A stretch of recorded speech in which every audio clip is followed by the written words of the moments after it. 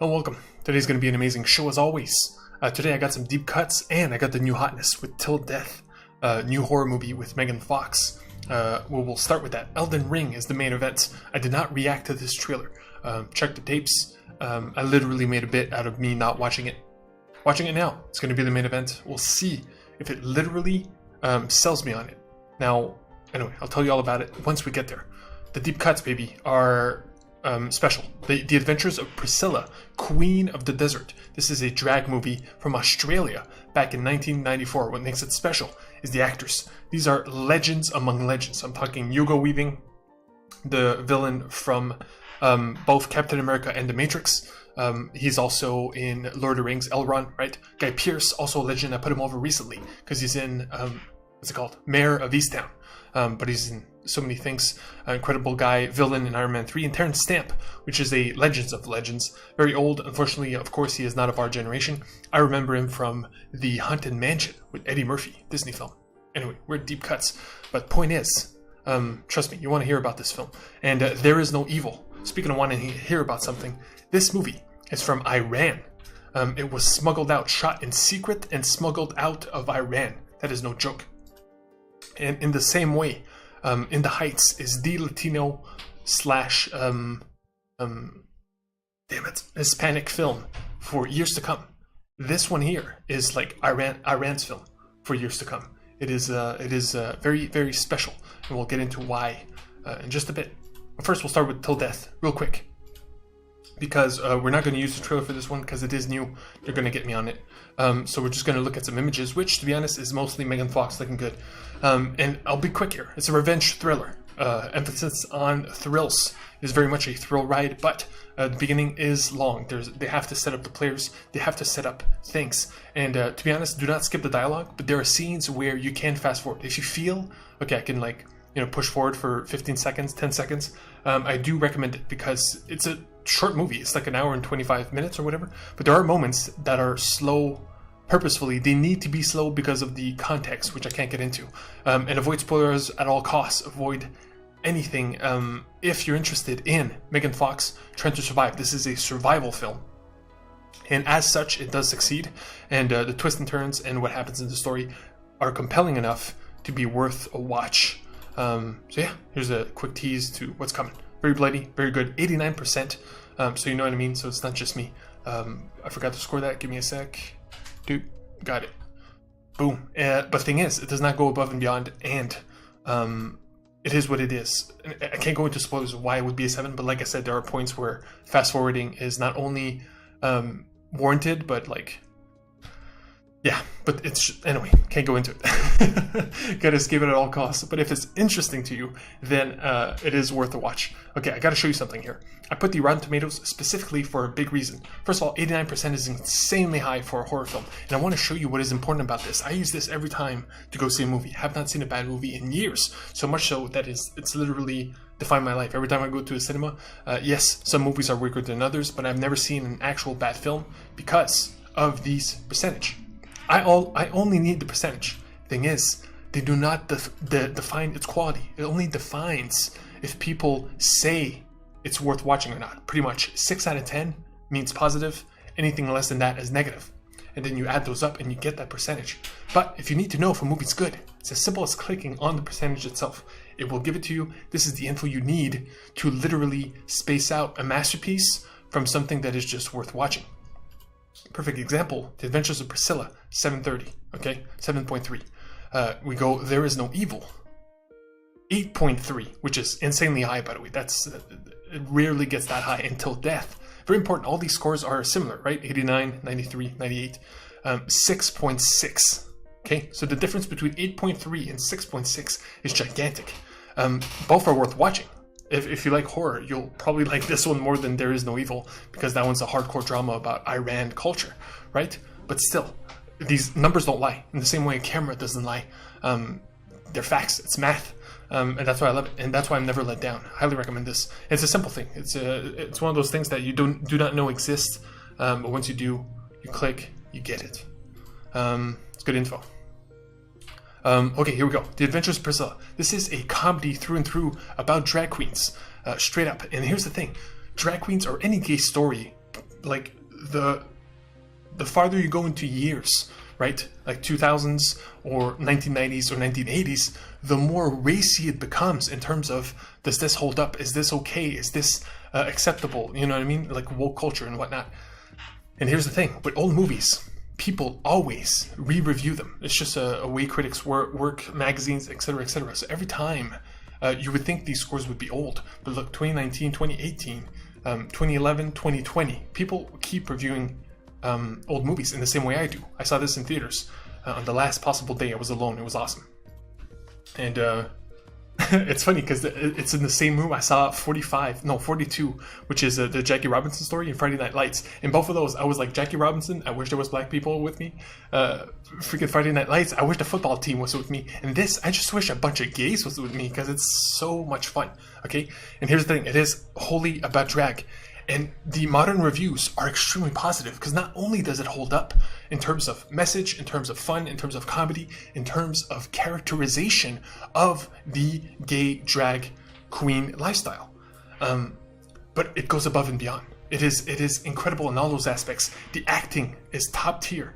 The comedy is laugh out loud. I laughed out loud extremely loudly in this theater alone multiple times, in a way because comedies do not exist anymore, because everybody is scared. All those the stoner comedies of the 2010s, right, Knocked Up, Pineapple Express, etc., are dead because they're too afraid. Because nowadays anything that is viewed slightly controversial will be ravaged by social media and like the critics. So that's why they don't exist anymore. So to go back to one that is unabashedly about itself, which is again drag queens, and everybody gives it their all, and the comedy is so well written. It's not simple improv here. This is like tight jokes that would work in any movie regardless of what it's about. So yeah, it's a damn fine film, and I'm extremely happy I saw it. And it made these actors legendary. Guy Pearce and Hugo Weaving, this made them to the point where you would not have Elron, Hugo Weaving as Elron, or him as Mr. Anderson, not Mr. Anderson, that's what Agent Smith, right, in The Matrix, without this movie. That's how good. They literally transcend themselves as actors and become, this is the ultimate goal. And they achieved it so well. It's insane, the acting in this film, that they have a career because of it. This is the movie that put them on the map, not The Matrix, Lord of the Rings, or whatever else Guy Pearce was in. Because to get those roles, you needed to be established, and this is what established them. So again, on all fronts, it delivers in the story, in the comedy, and in the above and beyond, both in terms of characterization and in terms of acting. So The Adventures of Priscilla. The only thing that holds it back, it is a road movie. I have to go slightly into what's holding it back. It's a road movie, so it's a bunch of segments, right? Sonic the Hedgehog is another example, road movies. And while some segments, like most of them aren't perfect, some of them aren't. So that's the only thing knocking it back. But it is the only thing, nothing else, okay? It's only because it's a comedy. Some jokes will land, some won't. That's just the facts of the genre. So 9 out of 10. By the way, a comedy is the rarest film to get a 10 out of 10. It's the hardest one because it's hard to judge how much comedy, how much story, and how much, which one matters most. To be honest, off the top of my head, I do not have a comedy that has a 10 out of 10. They're so rare and that I literally don't have one. Most of them are animated, and that's why. But animated movies are dramas and action films as well. So it's unfair. Anyway, and then we get into the intensity, okay? There is no evil. There's a reason it has this name. I'm gonna show you the trailer once more. This is a anthology film, okay? Again, shot in secret and smuggled out of Iran. So it's 4 different casts, 4 different sets of characters, 4 different stories that all have a underlying theme, which is okay, I will spoil this because I have to, and it's a hard sell, but it is must see. Okay, this movie is something important. Okay, The Adventures of Priscilla is special, and that's why it is as much as needs to be seen as much as this one, because this one is important. It's a completely different type of film. This is perspective. I talk about this a lot, and it's about knowledge. It's about literally understanding not only the culture of Iran, but the ways they are similar and extremely different from us, and the biggest of which is forced service, meaning over there you have to go to war, I believe, for 2 years minimum, and then if you screw up mildly or whatever, they have the power to double that, triple that. South Korea has the same thing. But there's a very big difference between the two. So you can't escape it. If you choose not to, you cannot have a family, you cannot have a job, you cannot be a part of society. That's how crucial going to military service, is to Iran. Here's the problem. Like South Korea is not going to war. It's not. The forced service is pretty much more of a way to instill discipline. In Iran, it's actually to be part of conflict. It is to be something you never want to be or never thought you would be, which is a killer. And I'm not kidding about this. And this movie does not kid about this. And it's not known knowledge, but it's it's the Middle East, right? Like, we know there's constant conflict over there, and it's pretty brutal. But imagine if that brutality that is known, and countries bombing each other, was from within as well, but from a much deeper and darker psychological level. And this is every man in the country. Women have their own problems, but of course this is made from a male's perspective. So yes, there are wives, and I do love what they bring to the film. But man, it is heavy stuff, but also incredibly fulfilling in terms of you come away from this understanding a whole other country. It's pretty special in that way. And also these stories are so real and raw and come from a personal place. That is why I call it like the movie for Iran for years to come. Like, this will be it, because not only do they don't exist, but like, for example, the guy making this movie or the writers or whoever worked on this are to be killed. If they go back to Iran, they probably aren't there. They're dead. Like, it's a country that is fully under control. China has this as well, where opinions are not allowed.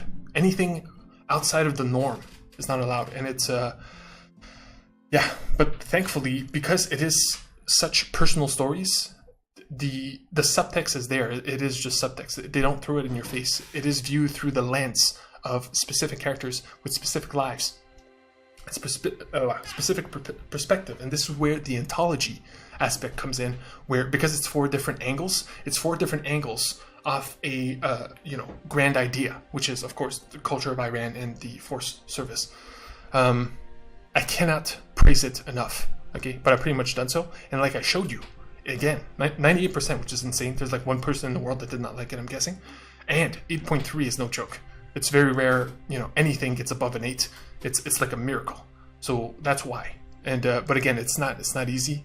And I fully understand if you don't want to do it. It's also very long, but because it's an anthology, you can pause in between the stories. It's a 9 because it's an anthology and it has 4 different stories. One of them is like surprisingly weaker than the others, and it's a shame. It's a shame. But other than that, it's must see in a hard way, as in, don't see it. But if you're curious and you want to know, another perspective or whatever, it's something. I'll leave it at that. Moving on up, baby. We're gonna be watching some Elden Ring. Let's go. Tomorrow I'm gonna see some Boss Baby, and I'm also gonna do something else. Oh yeah, I'm watching Fear Street on Netflix, the horror film. So yeah, I'll keep you updated on that, and we'll start that My Hero Knows Justice 2 to catch up before My Hero Season 5 finishes, which is at the end of the month. Cannot wait for that. So here we go. Elden Ring. Without further ado. Again, I have not seen this. I promise. I swear to God. So here we go. Peggy 16.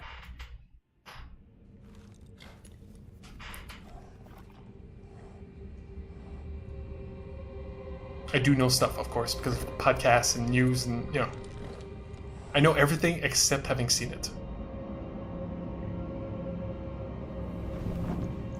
The Tarnished will soon return. So I know it's like a Dark Souls sequel. Guided by grace, once lost. Nice graphics so far. The Golden Order is broken to its core.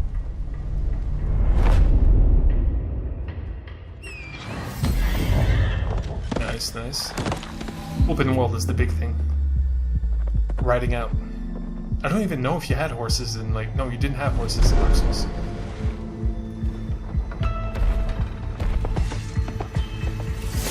Yeah, just like fights out in the open like that. It's cool.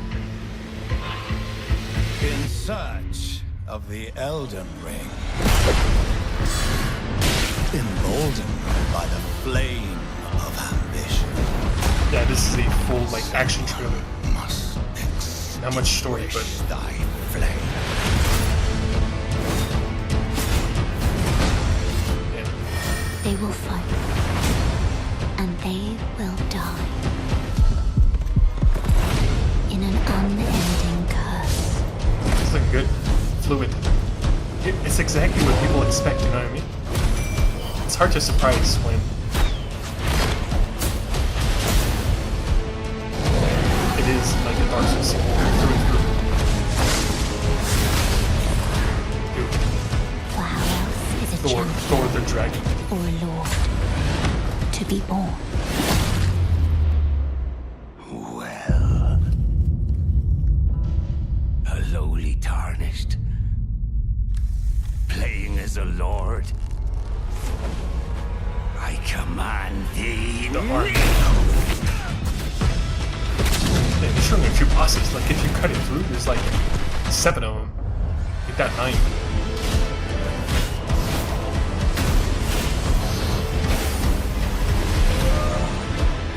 Man, it feels like they're showing too much, I've gotta be honest. If you dissect this, you see most of the game's bosses. Brandish the Elden Ring. Sick. For all of us. I was hoping for story, but I'm not complaining, but I'm not sold. Okay, so here's the thing. When Sekiro, the trailer for Sekiro came out, the first one, I was in. Peggy I was like, 6. this is it. Like, this is what I wanted, because that was a story trailer. They went out of their way to showcase, like, the full first 2 minutes was, like, full dialogue. This is the backstory, you know what I mean? And the thing is, when the game came out, the reviews were amazing, of course. Game of the year. But the story, nobody liked it. Nobody's like, Game of the Year because of its story. And of course, I did not expect that. But I was hoping that it would be a great part of it. It's just a non-part of it. It's just like, it's just there. You know what I mean? It's just part of the experience, but it's certainly not why it matters. This, on the other hand, is the promise. They brought in George R.R. Martin to fix up the script, to fix up the lore. And hopefully, and to be honest, I don't think it will, but hopefully that fixes the story problem to get people like me to play. Because of course I respect the gameplay. But I would never play this on principle that it does not have a good story. So just, in my opinion, it's not worth my time. But I get it. I get the satisfaction that comes from killing bosses. And I've played Souls-like, Titan Souls, and most notably Hollow Knight. I played the whole Hollow Knight game and loved it. And it's pretty much a 2D Dark Souls Metroidvania. And that doesn't have a good story. So I don't know what's holding me back, but certainly, hopefully, I'm hopeful that the story actually delivers and actually hooks me. And if it does, then you can guarantee I will stream it. This will be my first Souls game. And I will stream the other Souls games, but only for charity, only for specific reasons. Not because of my actual want to play this. I just started Paper Mario The Origami King on Switch 2 days ago. Can't stream it, unfortunately, so that's why I'm playing it on my own. Plus, it wouldn't work on streaming. 50% of the game is just you throwing confetti and picking up confetti. I shit you not, that's half of the game. But at least there's fantastic banter in between. That's why you play Paper Mario. It's for the fun banter between the characters. Like, there's toads everywhere. You gotta find them. There's like this poster. Hit this poster. Behind there's a toad. You know what I mean? There's toads everywhere. And every time there's a fun little conversation. But yeah, point is, I'm hopeful for the story. If not, of course the gameplay will be king. Of course it's gonna be Game of the Year. It's freaking From Software. So until next time, yeah, more stuff as always. Just in case, what up, chat? We're good.